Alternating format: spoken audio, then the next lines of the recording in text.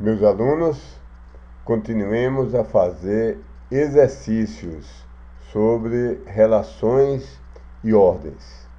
Então, assumo que você já tenha visto a teoria, que tenha em mãos aquele diagrama que ilustra de forma pictorial as propriedades de quando a relação é reflexiva, simétrica, etc. Você talvez já tenha memorizado, mas ou em memória ou na mão tem aquele diagrama. E vamos fazer agora esse exercício. A relação R sobre o conjunto dos naturais é definida como R de xy, se e somente se x mais y é par. Então, quero que você pause e tente fazer o diagrama dessa relação. Pronto? Então, espero que você tenha colocado o diagrama assim. Olha, como 0 mais 0 é par, você coloca um alto laço de 0 para 0. 1 mais 1 é 2, é par, você coloca outro alto laço aqui de 1 para 1. Aliás, qualquer número somado com ele mesmo dá um número par, porque será o dobro dele. Se é o dobro, é um número par. Então, você coloca autolaços de todo número para si mesmo. E bota autolaço de todo par, todo número par, para todo número par. Por exemplo, tem um de 0 para 2, esse aqui. Tem um de 0 para 4, de 0 para 6, de 0 para 8, de 0 para 10, de 0 para 12, etc. Depois tem de 2 para 0, de 2 para 2, de 2 para 4, de 2 para 6, de 2 para 8, de 2 para 10, etc. Depois tem de 6 para 0, de 6 para 2, de 6 para 4, de 6 para 6, de 6 para 8, de 6 para 10, etc. E assim por diante. E quanto aos números ímpares, você coloca uma seta de todo número ímpar para todos os outros números ímpares, porque dois números ímpares somados vão dar um número par. Então, você vai ter seta de 1 para 1, de 1 para 3, de 1 para 5, de 1 para 7, de 1 para 9, etc. Vai ter seta de 3 para 1, está aqui, de 3 para 1, de 3 para 3, de 3 para 5, de 3 para 7, etc. Vai ter seta de 5 para 1, 5 para 3, 5 para 5, 5 para 7, etc. E assim por diante. Então, a pergunta: como é que você classifica essa relação? Ela é reflexiva, transitiva, simétrica? É uma relação de equivalência? É irreflexiva, é antissimétrica? É uma ordem parcial ampla? Se for, ela é total ou não é? É uma ordem parcial estrita? Se for, ela é linear ou não é? E assim por diante. Então, pause um pouco e preencha esse formulário por você mesmo. Pronto? Então vamos ver.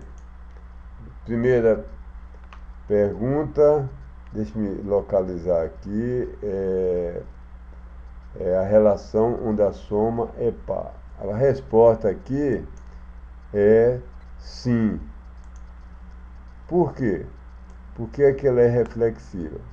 Porque há um alto laço de todo elemento para si mesmo. Então, qualquer que seja o elemento A pertencente ao conjunto, há uma seta de A para A, porque A mais A igual a 2A, que é par. Então, há um alto laço de cada elemento do conjunto para si mesmo. A outra pergunta: essa propriedade é transitiva? A resposta é sim. Por quê? Porque se a soma de A mais B é par, a soma de B mais C é par, então, forçosamente, a soma de A mais C tem que ser par, porque é, é, quando dizemos que há uma relação de x para y, que a soma deles é par, equivale a dizer que x e y têm a mesma paridade. Isso é, ou os dois são par ou os dois são ímpar. E se A mais B têm a mesma paridade e B mais C tem a mesma paridade, e B está nessas duas relações, então forçosamente A e C têm que ter a mesma paridade. A próxima pergunta é sobre a relação de simetria. Essa relação é simétrica? Sim, porque se existe uma seta de A para B, também existe uma seta de B para A. Ou em outras palavras, se A mais B é par, B mais A também é par. Como a resposta dessas três células a resposta foram sim, então esta é uma relação de equivalência, porque satisfaz a definição de equivalência. Essa relação é irreflexiva.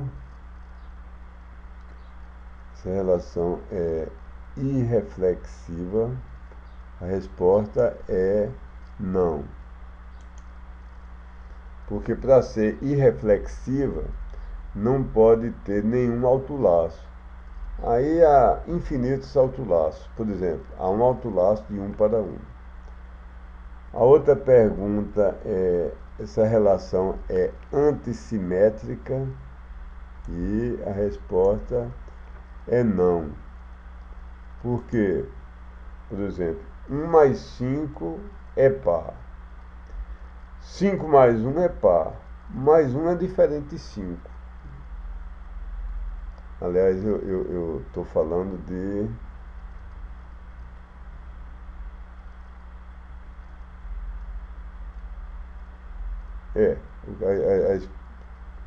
a explicação estou falando da explicação de antissimétrica, que já está aqui. Explicação de antissimétrica.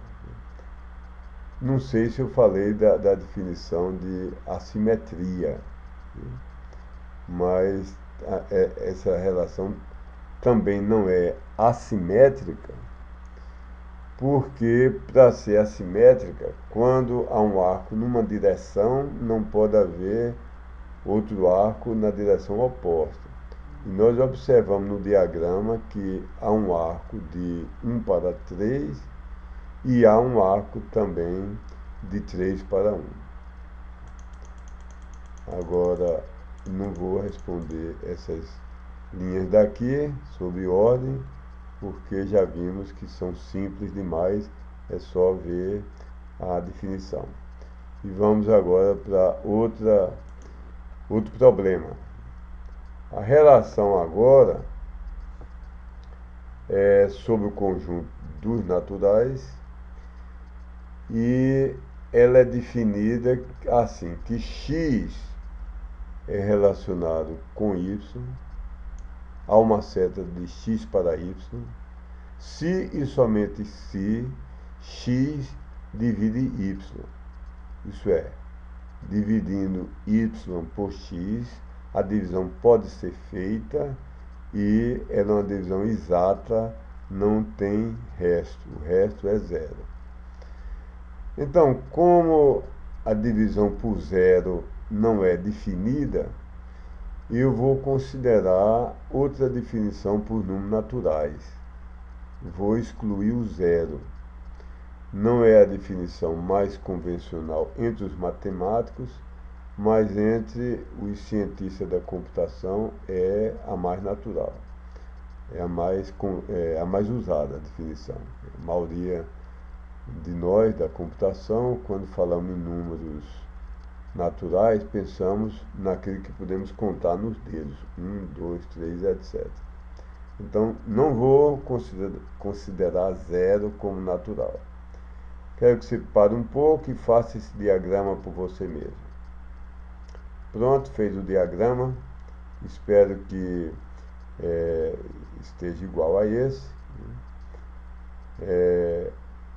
Ver que eu botei uma seta de 1 para todo mundo, porque 1 divide 2, divide 3, divide 4, divide 5, divide 6, divide etc.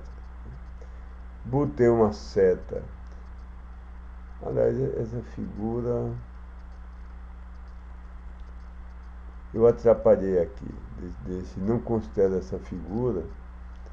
Devia ter uma seta de 2 para 4, mas não de 2 para 3. Eu vou botar uma figura de um número para outro número que ele divide exatamente. Então, ignora essa figura. Então, vamos basear que acidentes ocorrem. A gente faz aqui rapidamente para dar tempo da videoaula chegar a vocês, mas acidentes ocorrem. Então, não considere a figura, que eu cometi um erro na figura, mas eu creio que as respostas estão corretas. Eu perguntei a você, essa relação é reflexiva? A resposta é sim, porque todo natural divide ele mesmo. 1 divide 1, 2 divide 2, 3 divide 3. Então, há um autolaço de cada elemento para ele mesmo.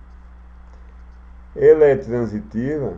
A resposta vai ser sim também. Por quê?